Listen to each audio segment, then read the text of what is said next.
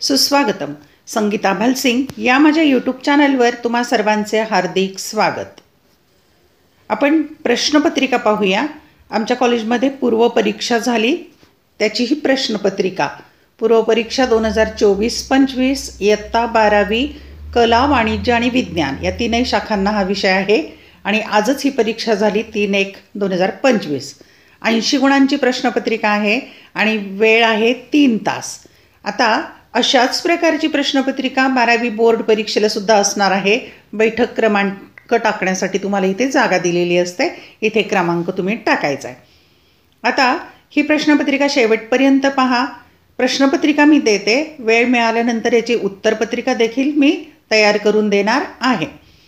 तसेच मी माझ्या चॅनलवर 12वी बोर्डच्या 2021, 22, 23, 24 या वर्षातल्या 2-2 प्रश्नपत्रिका म्हणजेच कृतीपत्रिका, त्याच्या उत्तरपत्रिका देखील टाकलेल्या आहेत.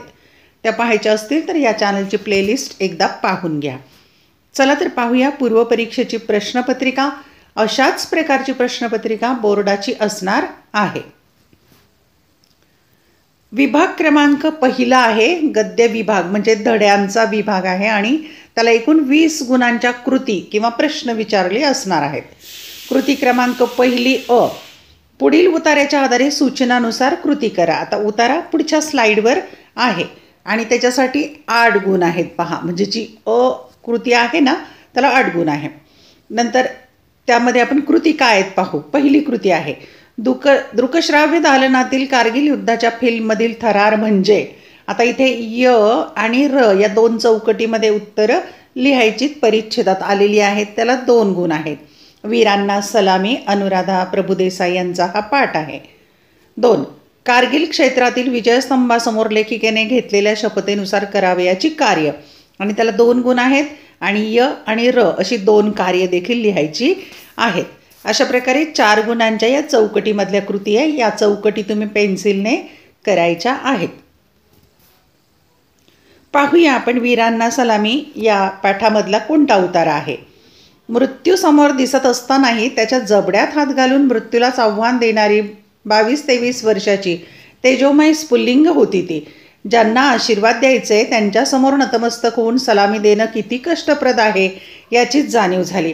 थरथरत्या हातांनी डबडबलेल्या डोळ्यांनी त्या स्मारकाला सलाम केला. तेवढ्यात एक तरुण लष्करी अधिकारी तिथे आले. त्यांनी आम्हाला कारगिल युद्धाची फिल्म बघायला तेथील दृकश्राव्य दालनात नेलं. तो सगळा थरार म्हणजे दुर्दम्य आशावाद, असामान्य कर्तृत्व, प्रखर राष्ट्रनिष्ठा आणि अदम्य साहस या शब्दांना मूर्तपणे सार्थ करणारं कर्तृत्व होतं. सरतेशेवटी एक शहीद झालेल्या वीराच्या आईनं जे म्हटलं ते ऐकून एक जबरदस्त चपराक बसल्यासारखं झालं. त्या म्हणाल्या, जिस देश पर मैंने अपना बच्चा कुर्बान किया है उस देश से थोडासा प्यार तो करो. चापकानं 100 फटके मारले असते तर ज्या वेदना झाल्या असत्या त्यापेक्षाही कितीतरी पटीनं अधिक वेदना मनाला झाल्या.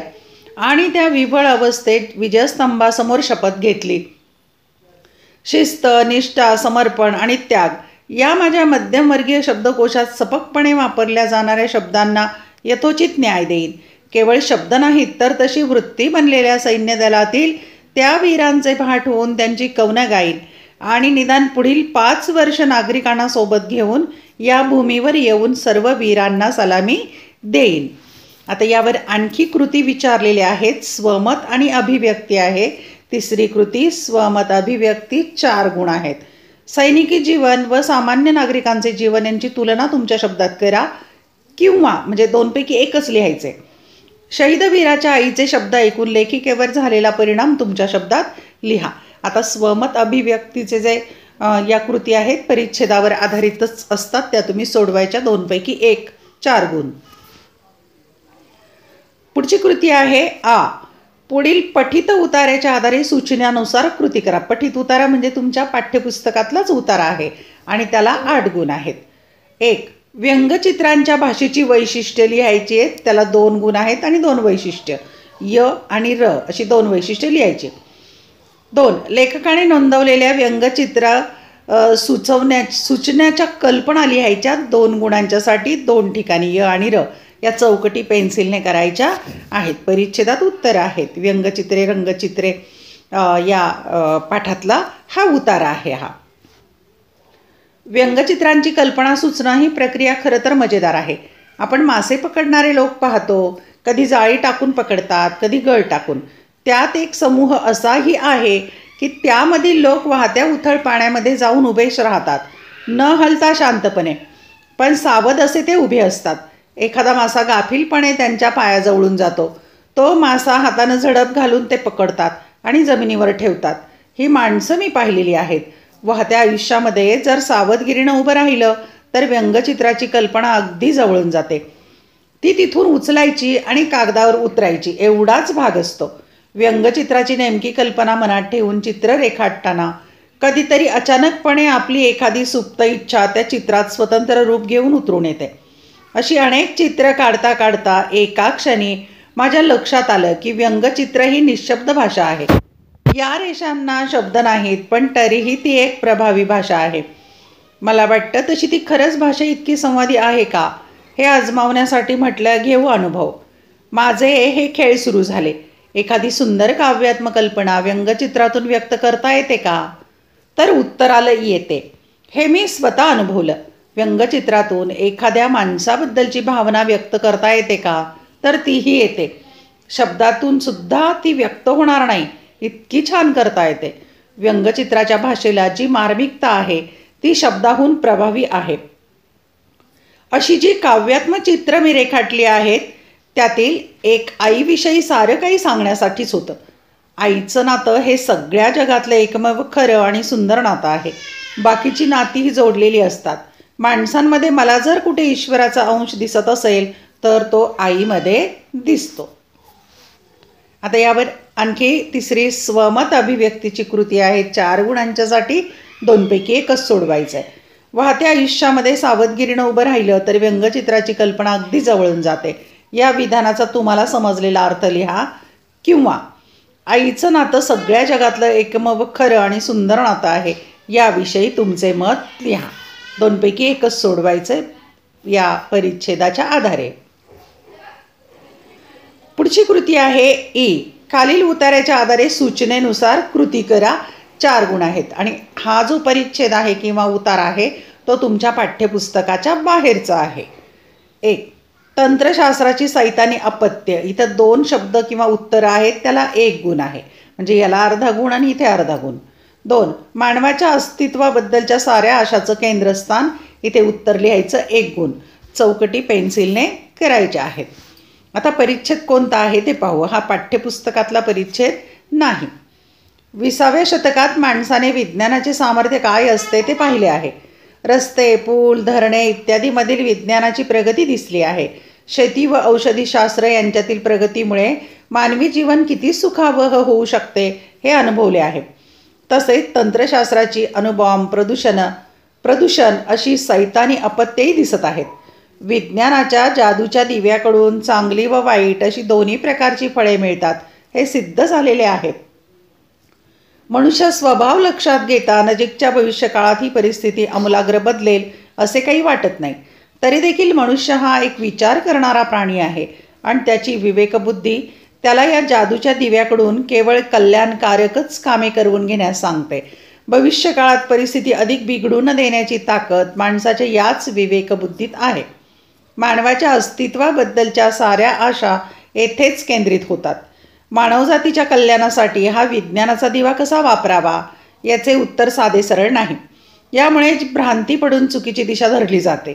परिणामी खरे उत्तर गवसत नाही व माणूस अधिकच गोंधळून जातो. मूळ विचारातच गोंधळ असेल तर तो तंत्रशास्त्राकडून करवून घेतलेल्या तथाकथित प्रगतीतही उमटणार. आता यावर आणखी ती दुसरी कृती विचारलेली आहे. विज्ञानाची प्रगती पुढील गोष्टींच्यामध्ये दिसते. 2 गुणांच्यासाठी 4 चौकटीमध्ये 4 शब्द किंवा उत्तरं लिहायची आहेत. 4 गुणांचा हा परिच्छेद होता. विभाग क्रमांक 2 पद्य किंवा कवितांचा सुरू झाला आहे आणि कवितेसाठी 16 गुण आहेत. कृती क्रमांक 2 अ. खालील कवितेच्या आधारे सूचनेनुसार कृती करा. 8 गुण आहेत त्यावर.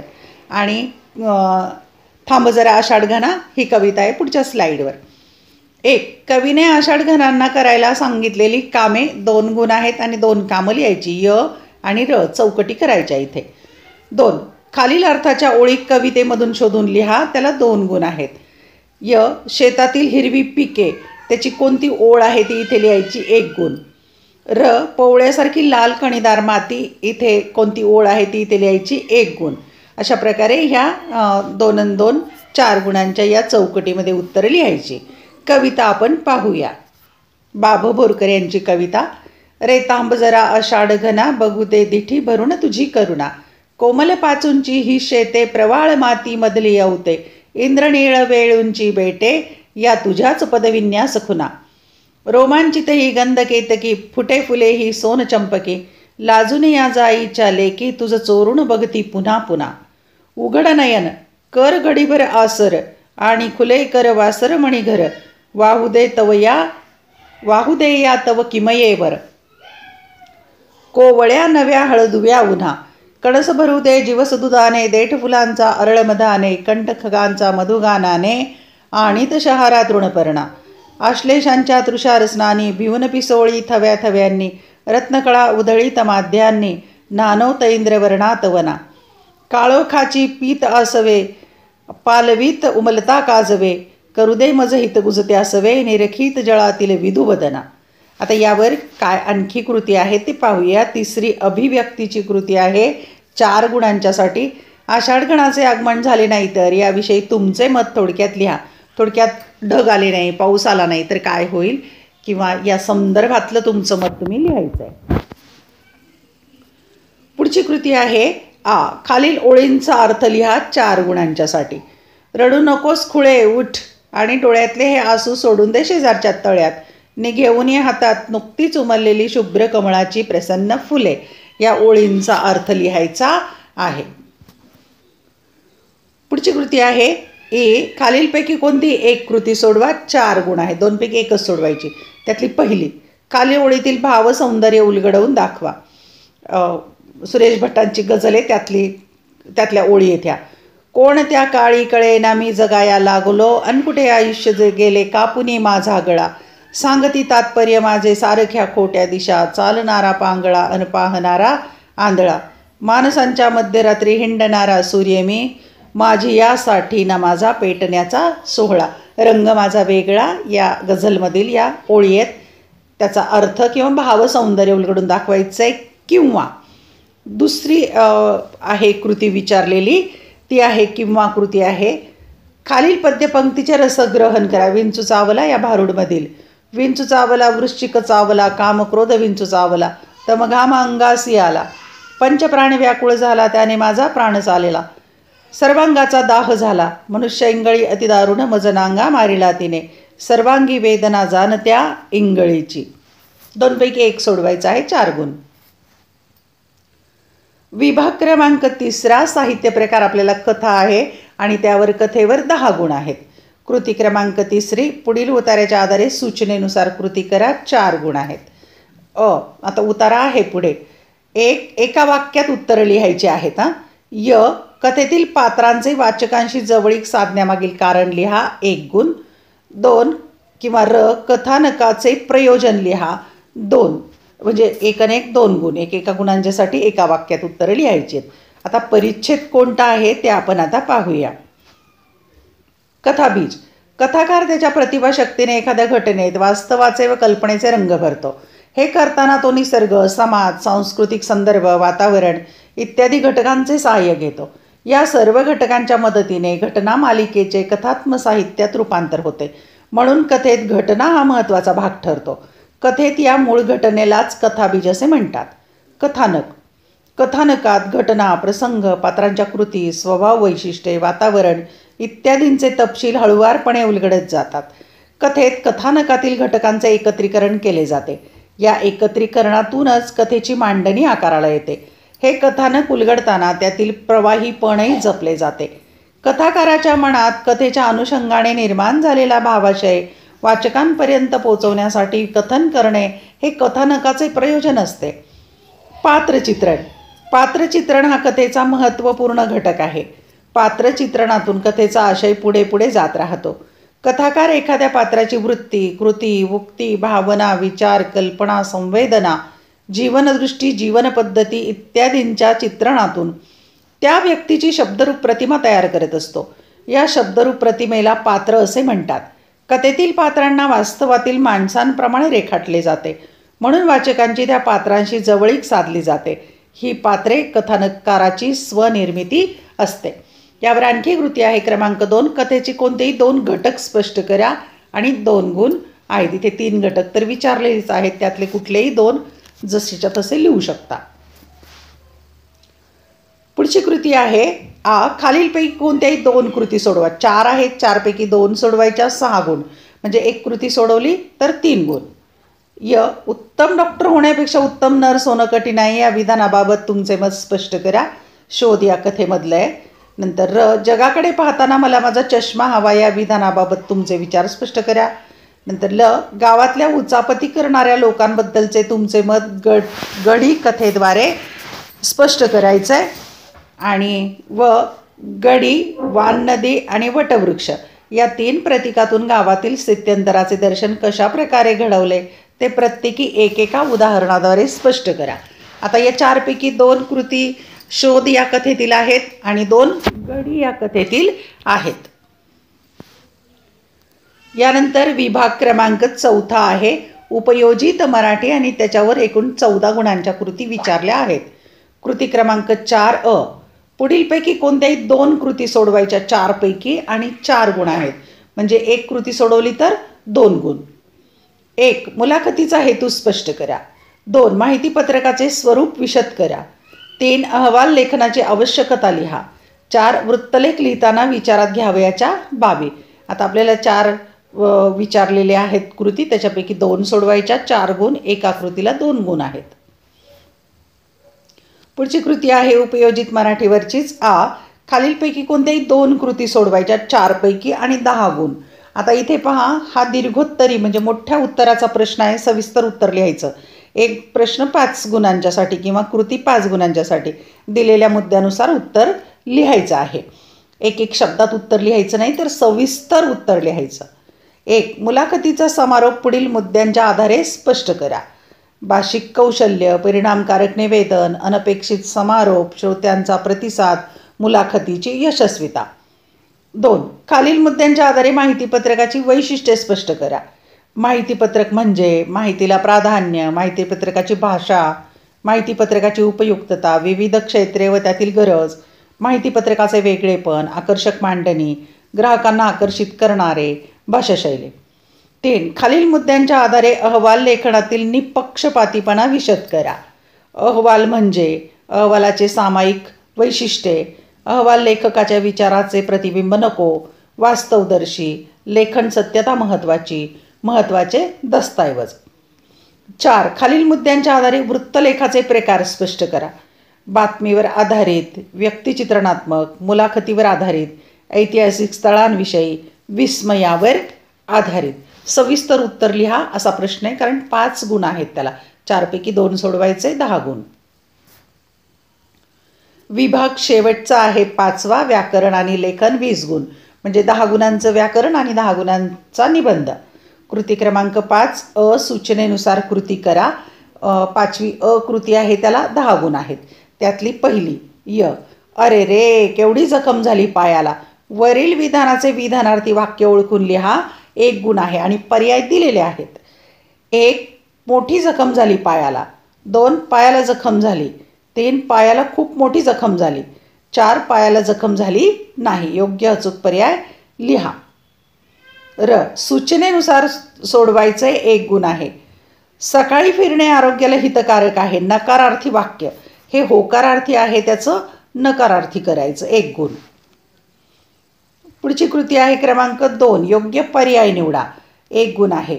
सुख दुःख या सामासिक शब्दातील समास ओळखून लिहा.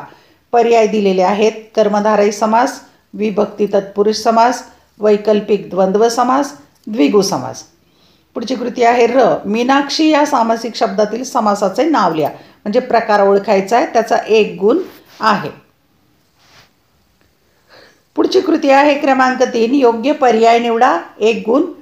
तबेल्यातून व्रात्य घोडा अचानक प्रसार झाला. आता कोणता प्रयोग आहे त्याचे पर्याय. कर्तरी प्रयोग, कर्मणी प्रयोग, भावे प्रयोग यापैकी नाही. अचूक उत्तर निवडायचं आहे. 2. योग्य पर्याय निवडायचं. 1 गुण. भावे प्रयोग असलेले वाक्य शोधून लिहा. म्हणजे 4 वाक्यांच्यापैकी भावे प्रयोग कोणता आहे त्या वाक्यामध्ये ते लिहायचं. 1. मुख्याध्यापकाने मुलांना बोलावले. 2. खिडकी हलकेच उघडते. 3. तळ्यात कमळे फुलली. 4. समुद्राने झिंज्या पिंजारल्या. चौथी कृती आहे. योग्य पर्याय निवडा. 1 गुण. होई जरी सतत दुष्ट संग, न पावती सज्जन सत्वभंग, असोनिया सर्प सदा शरीरी, झाला नसे चंदन तो विषारी. वरील काव्यपंक्तीतील अलंकार ओळखून लिहा. पर्याय आहेत अर्थांतरन्यास, अतिशयोक्ती, अनन्वय, अपनहुती.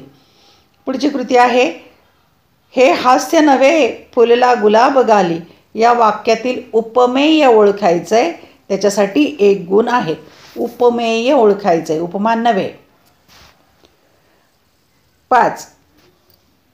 सूर जुळणे या वाक्प्रचाराचा अर्थ खालील पर्यायामधून ओळखून लिहा. 1 गुण आहे. पर्याय आहेत चांगले गाणे म्हणणे, खूप गप्पा मारणे, विचार पटणे, मुद्दाम बोलणे.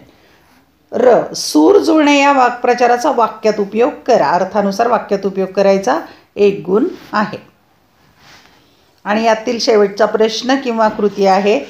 खालीलपैकी कोणत्याही एका विषयावर सुमारे 200 ते 250 शब्दात निबंध लिहा. 10 गुण आहेत. 5 विषय दिलेले असतात. 5 पैकी 1 विषयावर निबंध लिहायचा आहे.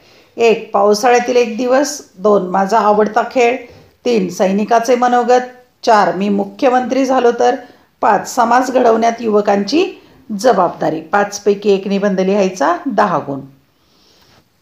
धन्यवाद. व्हिडिओ लेक्चर आवडल्यास चॅनल सबस्क्राईब करा, बेल आयकॉन प्रेस करा, म्हणजे मी नवीन व्हिडिओ जेव्हा पोस्ट करेल तेव्हा तुम्हाला त्याचं नोटिफिकेशन मिळेल. या चॅनलवर इयत्ता 12वी मराठी विषयाचा त्याचप्रमाणे इतर अनेक विषयांचे व्हिडिओ लेक्चर, प्रश्नपत्रिका, उत्तरपत्रिका तुम्हाला पाहायला मिळतील. त्यासाठी एकदा चॅनलची प्लेलिस्ट पाहून घ्या आणि व्हिडिओ आवडल्यास लाईक, कमेंट, शेअर जरूर करा. येणाऱ्या परीक्षेसाठी म्हणजे बोर्ड परीक्षेसाठी तुम्हाला खूप खूप शुभेच्छा.